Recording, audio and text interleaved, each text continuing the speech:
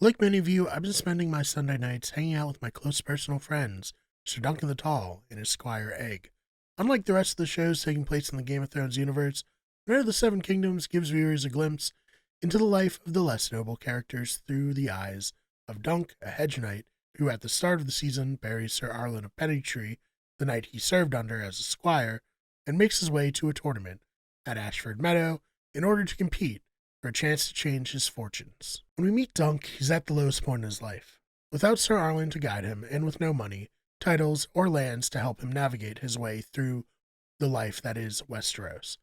What he does have is brute strength and skills at fighting, his ideals about what being an honorable knight means, and eventually the help of a young boy named Egg that he meets along his way and becomes his squire. Now, I've been a fan of this duo for years, ever since I read their three stories, The Hedge Knight, The Sworn Sword, and The Mystery Knight, in a collection called A Knight of the Seven Kingdoms, which has been adapted into the show of the same title.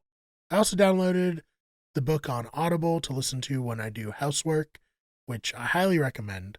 Harry Lloyd, who played Prince Viserys in the first season of Game of Thrones, you might remember him as the guy who got molten gold poured on his head and died horribly. Anyways, he's a great narrator and a great performer and makes the audiobook really entertaining. But if you already watched the show and read the book and are looking for something similar to the vibe that Duncan Egg's story gives off in video game form, then I suggest you check out both Kingdom Come Deliverance and Kingdom Come Deliverance 2 if you haven't already. This series, more than any other video game I've played, captures the spirit of the tales of Duncan Egg. Now, I know I talk about these games pretty often on the channel. Over the past year, they've gone from a series that I wanted to try to a full-blown obsession. They're also the closest thing that we've gotten to a great Game of Thrones title. Now, I know there are mods for other existing games out there, and I plan on covering them, but so far as an actual legit adaptation of the shows or books, we have that 360 Game of Thrones title that came out around the time of Season 1 and was not very well reviewed. Then we have the Telltale series, which was well liked, but you can't play it any longer, which is a huge bummer. And then outside of that, you have mobile titles that, I mean, if you like that style of game, I'm sure they're fine, but they don't really deliver on the potential that a Game of Thrones game could provide. Fortunately, Warhorse Studios has delivered two of the greatest games that I've ever played in Kingdom Come Deliverance 1 and 2. Like Dunk, you meet Henry at the lowest point in his life, losing his mentor figure and being forced to make his own way in the world. As you play through the first title, you watch Henry go from a novice in most things to a man who can handle himself when things go south, and he's forced to actually fight. A through line between the two titles is the feeling that both Dunk and Henry have to work for everything that they have. They must grind to make their ends meet, and even if that means just having enough coin to stay a night at an inn, or obtain enough food to keep you going. In both of their stories, they go out of their ways to help the helpless, and live up to the knightly virtues that many other characters only play lip service to.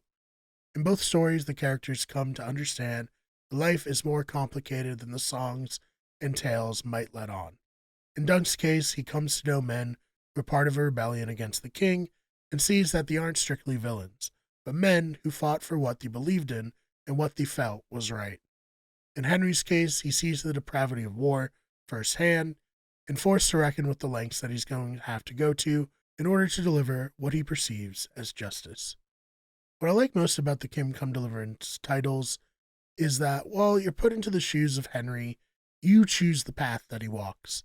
It allowed me to roleplay in a way that made Henry feel much like Dunk, someone who lives in a world where there's death, destruction, and cruelty all around them, but works to rise above it and be an honorable person in the face of dishonorable characters.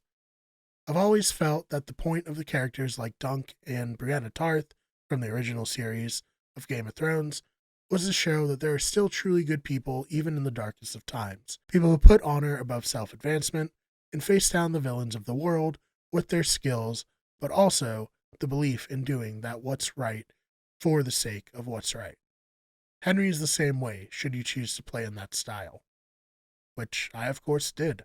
Now, I believe that those virtues still hold true today, In a world where we see so many people gain fame and wealth through dubious means, it feels like the only way to get ahead is to cheat and steal your way to the top.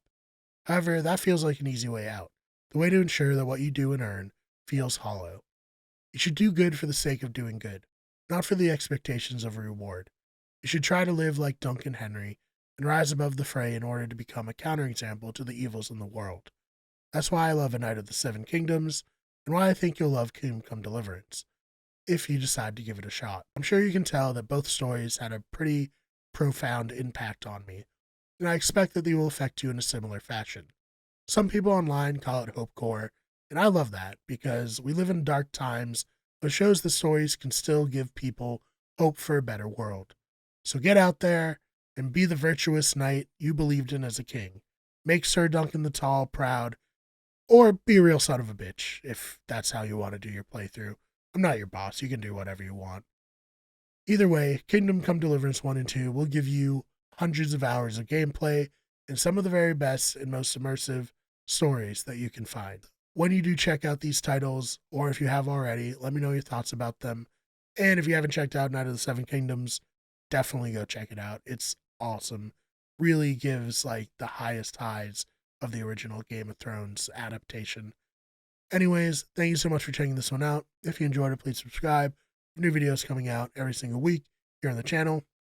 And if you're looking for more, check out our other channels, which include Those Fake Nerds for nerd and pop culture news, Wicked Sports for sports news, Better Radio for all of our podcasts, and our newest channel, History is Wicked, where we cover cryptids, urban legends, and weird history stories. Again, thank you so much for checking this one out. I really do appreciate it, and I will see you in the next one.